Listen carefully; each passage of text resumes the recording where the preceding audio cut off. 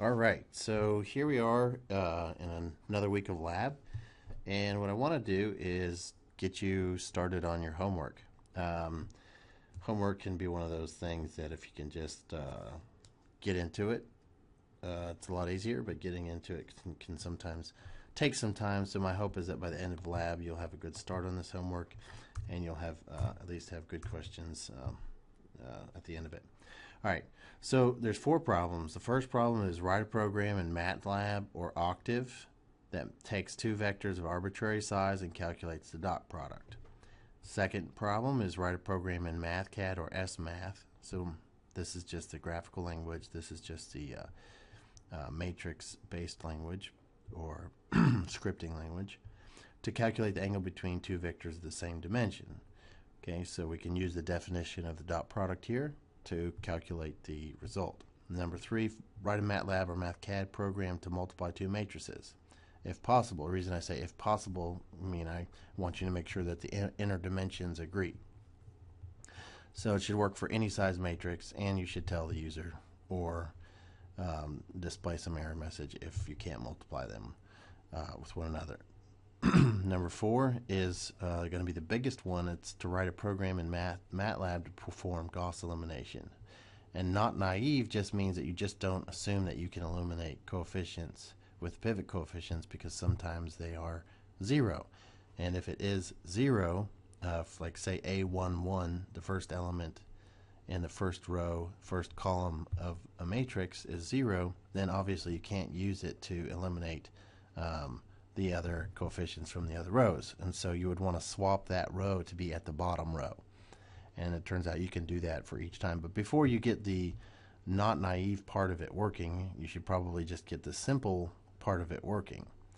And the simple part is really two steps. That's forward elimination and then back substitution. And in your book, there's a very nice write-up about this, and I expect you guys to read through that section on Gauss elimination and look at the pseudocode and be able to convert that into something that the computer can understand.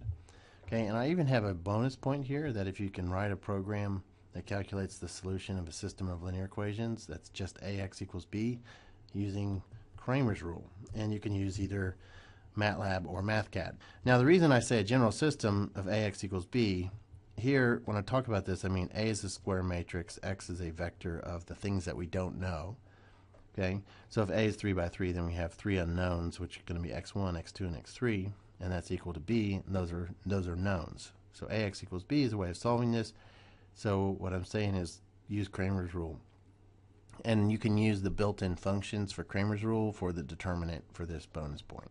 So it's actually a pretty easy bonus point to get. Here it's just a matter of you start early and you have enough time to get all the points.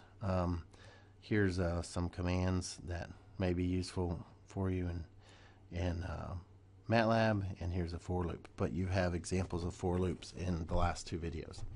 All right, so diving right in, just want to take a look at problem number one. Okay, and here you want to write a program in MATLAB or Octave that takes two vectors of arbitrary size and calculates the dot product. Okay, and the dot product, we know is just the scalar, sort of the scalar length of, well, if the vector is dotted with itself, it turns out that it's the scalar length of the vector. And we can go back to our notes, okay, when we had talked about the dot product, and I think it's linear algebra 2. So in linear algebra 2, we talked about vectors, cross product, and dot product. We said definition of a vector, blah, blah, blah. And then over here, we say, hey, here's two vectors of arbitrary size. This is the notation A dot B. This is what it looks like in vector form with the A's dotted with a B vector. And if you try to multiply these in MATLAB, then you're going to get an error because you cannot, if you just try to multiply them naively, one has to be transposed. And that's because the inner dimensions have to agree.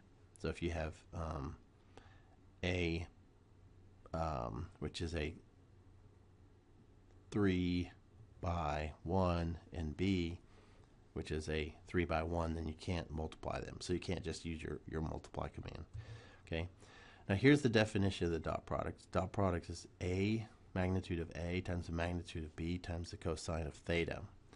Now, if you want to take the dot product, you'd actually have to find theta, or you can look at this definition here, where we have A1 times B1 plus A2 times B2, blah, blah, blah, blah, blah, all the way down to AN times BN.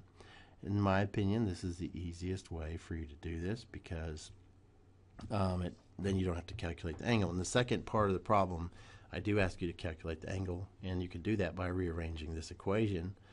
And you have A dot B, which is what you're going to get in the first problem, okay, divided by the magnitude of A times the magnitude of B.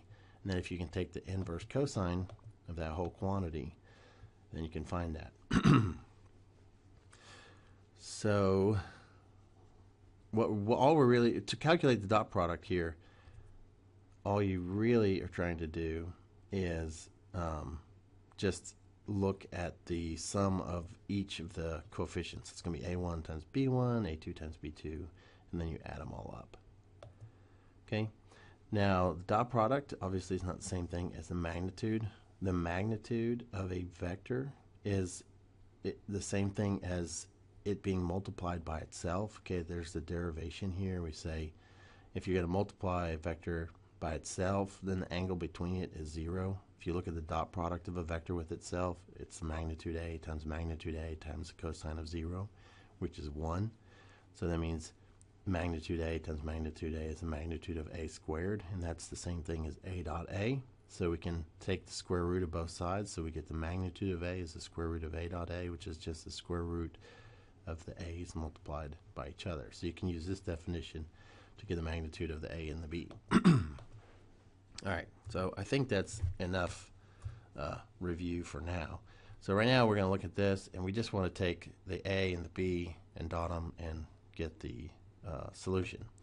And in excuse me, homework number 1, I said write a program in MATLAB or Octave. In this case, I'm using Octave, and it can take an arbitrary vector. Okay, so we're going to say A is 1, 2, 3, and we'll say B is minus 1, 2, 1, 3.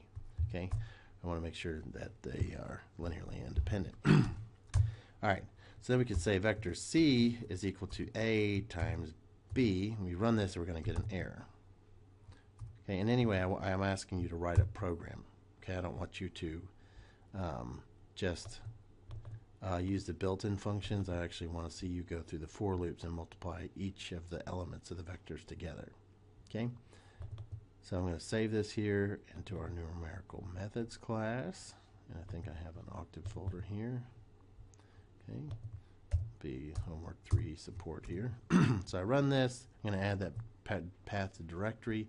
Come down here, and it says this operator here is non-conformant. Operator 1 is a 1 by 3. Operator 2 is a 1 by 3. Okay, so obviously the inner dimensions don't agree. You can't do a 3 by 1. You have to have those to be the same. So there's 2 different ways to fix this problem.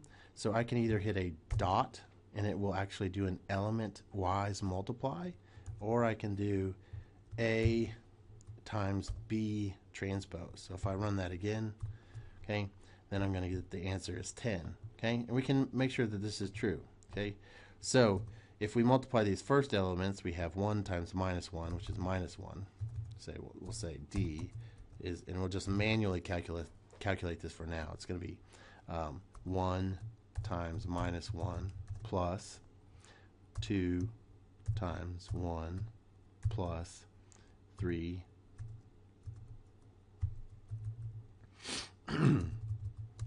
plus 3 times 3. 3. Okay, so now if I run this again, I'm going to get the same answer. C here and D are the same. Okay. All right, and that's the dot product because I'm taking each element. Okay, so here I can either do the transpose, so I'm going to have, it's sort of like having an A here.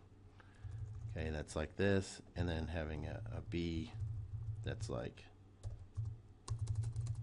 this. Okay, and that it works out to be that it's the exact same thing. So if I had it like this, okay, then I have a 1 row by 3 column matrix, and then I have a 3 row by 1 column matrix, and if I multiply them, I'm going to have 1 times minus 1 plus 2 times 1 plus 3 times 3. Okay, and that gives me the same answer, and that comes from here. Okay, first elements of both of them multiplied, added to the second elements of both of them multiplied, etc. So this is something that you probably need to spend a couple minutes with to understand. Okay, and I don't know if there is a dot product command or not in MathClass. So now I get rid of this prime here. If I have just the single quote, it causes it to be a transpose. Now I'm going to get an error again if I run this. Okay, and it says non-conformant operator blah blah blah, because I changed this from a row vector to a from a column vector. From a row vector to a column vector. So now I would have to get rid of that single quote. If I run it again, then I get the answer once again. So instead of this, though, I want to write a for loop, and all I need to do is I need to say I need to get the size, okay, and I'll say rows A calls A, and then I'll call the size command, because in the version of the MATLAB that is in the computer clusters, you guys do not have the rows and columns, so we're going to use the size command, and we're going to put it here in the rows and columns. Okay, now I'm going to do the same thing. I'm going to copy this line, and I'm going to put rows of A and calls of A. Okay, sorry, B. So rows of B, calls of B, and I'll just put a big B here just because it's easier to see. So now if I run this, I can see that the rows of A are 1, the columns of A are 3, the rows of B are 3, columns of B are 1. Okay, so it's probably easier if these are the same. So I'm just going to make this back into a row vector. Okay, because that's pretty much how that's how you would get it anyway. In real life, if you had a dot product, they'd probably both be defined in the same dimension. And I'll say that I want to take the greater of these, and I guess for the sake of this homework, you can just say assume, and we're going to put a quote, a percent here, so it's a comment, and we'll just say that we can assume that both vectors are vectors. Both vectors are row vectors. Okay, and then if we run it again, we see that we'd have to do this transpose again. Okay, so if we run it again, we see that the rows of A are 1 and the columns are 3. And because this is a row vector, it's going to have more columns, so we're going to just say, okay, we want to check and make sure that if calls of A are equal to the calls of B,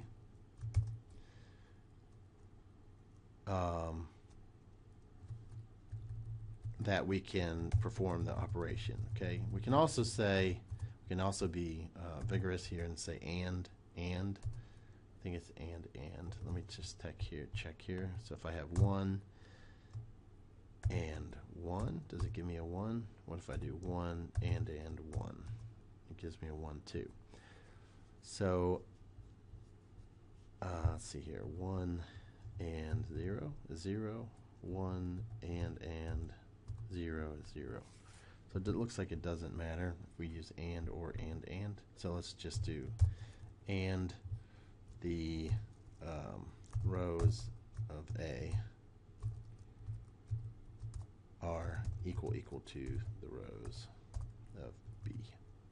Then we can do our calculation, and we can say that for I equal 1 to the rows, the columns, because it's going to have more columns, to the columns of, for I equal 1 to the columns of A, we're going to calculate a new matrix E. We'll hit tab here, E, and we'll do EI because we want to populate the ith value of E, and we'll say that he is going to be equal to AI times BI. Okay, so each time it's going to go through the row, and it's going to say the first element of EI is this.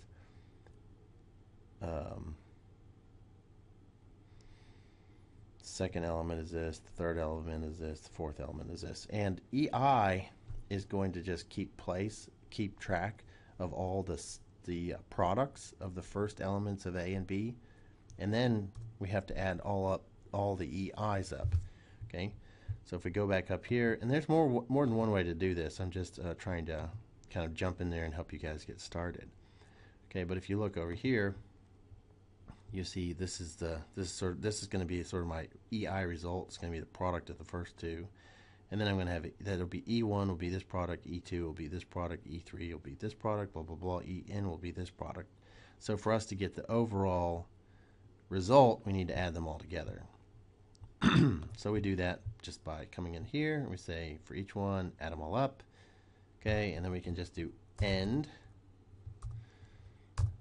And before we get out of our if statement, our first if statement, we can say E, or let's say let's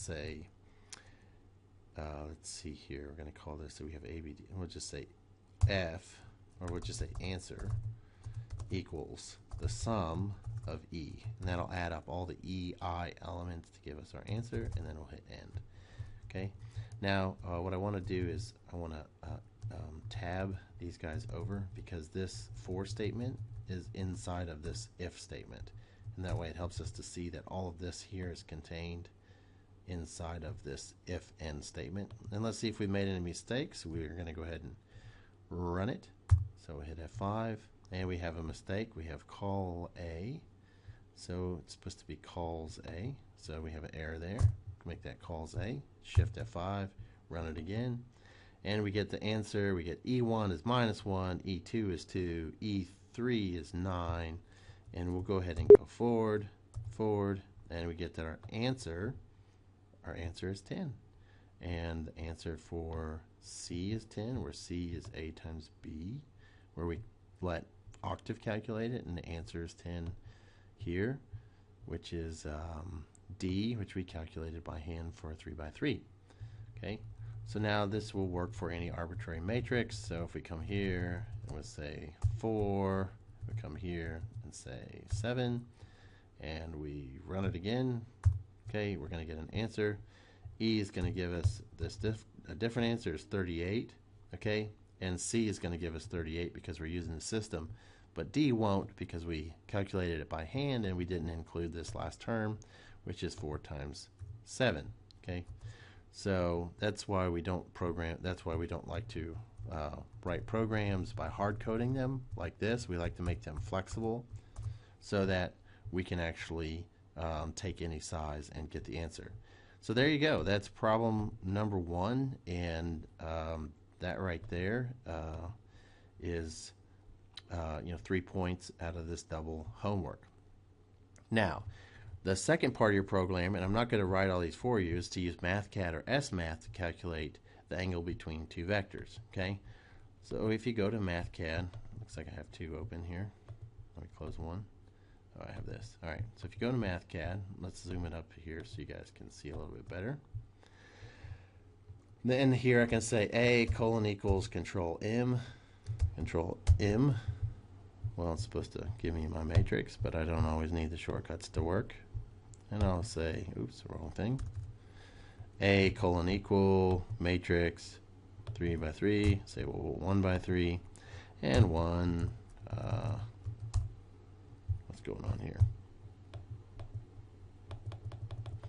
1, 2, -1. Okay, and then we'll do. So now we have A, and then we have B : equals. Nothing wrong with that. So we'll do another 1x3. Okay, so we'll do -1, 3, 1, 2. sorry, let's make this a 2.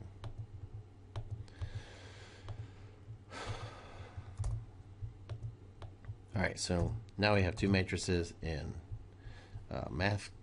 MathCAD, and what we want to do is we want to use the definition of the dot product. Okay, so we have the definition of the dot product. Its magnitude, it's A dot B. Actually, we have this down here. So what I asked for in problem 2 is write a program to calculate the angle between two vectors of the same length, make sure they're the same dimension. And this is in MathCAD or SMath. Okay, so here we have the two vectors, and you're going to calculate you're going to get the angle between them. So you need to perform this calculation. We just did problem 1, which was this calculation. Okay, do that in MathCAD, and then you're going to have to take the magnitude, which is the same thing as this code here. So you just do the same, this with itself, and then take the square root. Same thing for B, and then you take the inverse cosine and calculate the angle. Now make sure that you understand the result that you get, whether it's in radians or it's in degrees. All right, so that's problem 2. Okay. Okay, so you should be able to take these two vectors and use that definition. And then problem 3 is write a program to multiply two matrices if possible. And this is an example that we actually did in class. Okay, so we said for I, J, and K, we did a 3 nested loop, and we showed you how to do that. Okay, so I expect you guys to be able to get that to work for arbitrarily sized matrices. Now here is the most challenging part of this homework, and that is problem number 4. And problem number 4 asks you to complete Gauss elimination, okay, to solve a system of linear equations, which you should be very familiar with by now. So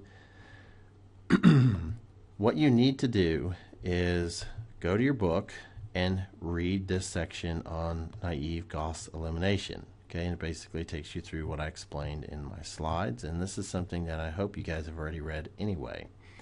Well, they solved this. This is your AX equal B equation. These are your A coefficients. These are your X's or your unknowns, and these are your B's, B1 to Bn. These are your right-hand side of your equation. So this is your system of linear equations, and they show you how to use the 2 steps of Gauss elimination. Step 1 is forward elimination.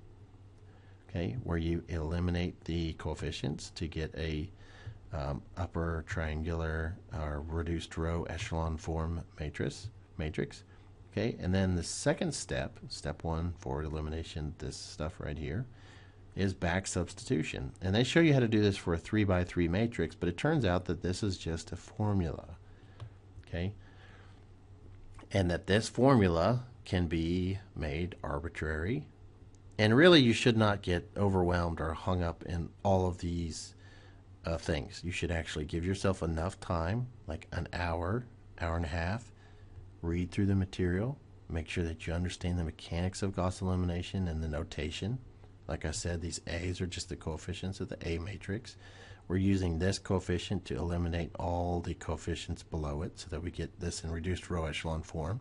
It's not shown here, but this is a 0, this is a 0, and this is a 0. Okay, and what they've done here, they introduced the terminology that we already talked about in class, and they show how you get your reduced row echelon form. There's no difference between this matrix, okay, and this system of linear equations. Okay, all that is this matrix is the matrix that have been of the coefficients that have been modified with an a joint B coefficient, so that you basically do if you're going to manipulate these rows and you're multiplying by a scalar, you have to multiply both sides by the same thing, right? And those are our 3 rules. We can swap rows, we can multiply rows by a scalar, or we can add or subtract scalar multiples of one row to another row. And that's exactly what's going on here. We're using those rules to eliminate those coefficients. Okay, so the first step is forward elimination. Once we do the forward elimination, we get all these new coefficients here, And it turns out that there's a general form of this, and then we have to solve for our coefficients, okay, and find the answer, okay. Now, for the first x, we can just solve this equation here, but for the rest of the x's, if we wanted to do the back substitution, we solve it for them like this. Now, this is what needs to be programmed. This is what you guys need to program. And the notation here is, I think, zero-based notation, where we go to the 0 to the n. Oh, I'm sorry. This is 0. This is 1 to n. Okay. So here they're using ones instead of zeros. So they're calling this the first element to the nth element. Okay. So the nth coefficient could be solved like this, and then the n minus 1 coefficient all the way to the n minus 2, n minus 3, all the way to the first row can be solved using this equation. Now, there's a lot to sort through here, which is why I'm making this video and I'm giving you 2 weeks so that you can actually write this. But here's the pseudocode, okay? The pseudocode to perform forward elimination and back substitution. Here's your forward elimination part, okay?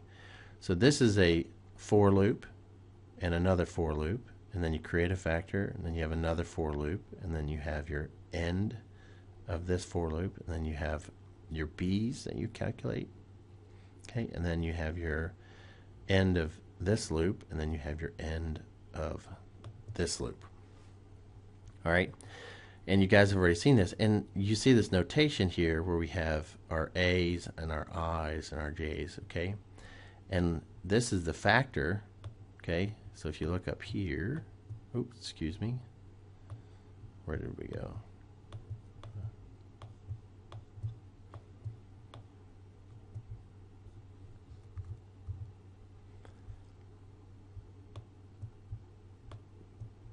Okay, so if we go up here, okay, these are our a coefficients here, and this is what we're solving for.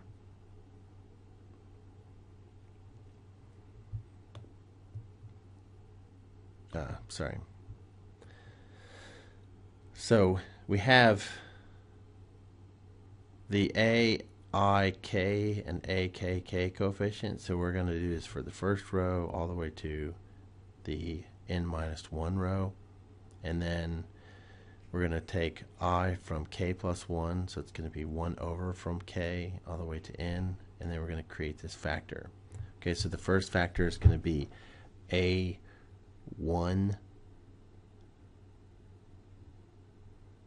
2 over a1 1. Okay, so what we're doing is we're going to scale that second row first coefficient, okay, and a 1 1, and what we're doing is we're multiplying this factor through so that we can get rid of that second row first coefficient, okay, and that's the factor that we create, and then we take this J matrix, which is going to go from k plus 1, which is the next row down, which is going to be the second row, to n, and it's going to be the last row. And we're going to say a I j is equal to aij. So we're taking the coefficients of the second row here, and we're saying, well, they're equal to the coefficients of the second row. It's sort of like saying R2 is equal to R2 minus our factor, which we calculate here, times a k j. Okay, so that multiplies it by that current second row, and then it takes that factor and gets rid of each of these, says it's equal to itself plus the factor times this a kj, and then we end that loop, and then we calculate our new b coefficients because we have to modify both sides of the equation. So, and then we come out of that loop. Okay, and really what's going on here is, okay, we calculate our factor, okay, from the first row, and then we come down here to the second row, and we basically say that the second row is equal to the second row minus the factor times the first row. Of course, this coefficient gets rid of the first row coefficient, and it makes that 0. Okay, so this for loop basically just goes through each column of that row, that second row. Okay, and then this expression here modifies the right hand side of the equation, and once we've done that for the second row, then we can come down and do that for each row. Okay, and this should result in a reduced row echelon form matrix. The details and the indexes is what I want you guys to go through, to struggle through, and to learn how to take something like this and communicate it to a computer. Everything is right here. Okay, and then once you get that in a reduced row upper echelon form, then you can come down here and calculate your xins. I'd highly recommend that you write this program first, then write this program, and then you can do the not naive gloss, which basically just makes sure that there's no zeros in the pivot coefficients, A11, A22, and A33, A44, however big your matrix is. So if you make sure that there's no zeros there, then you're fine. If there is a zero there, then you need to do a row swap. Okay. So get started and work on this all week, this week and next week, and ask myself or Chow if you get stuck, and we will help you get to where you need to go, as long as you give us enough time and you start early. All right, so that's the lab for today. Good luck with this homework, and I will see you guys on Wednesday.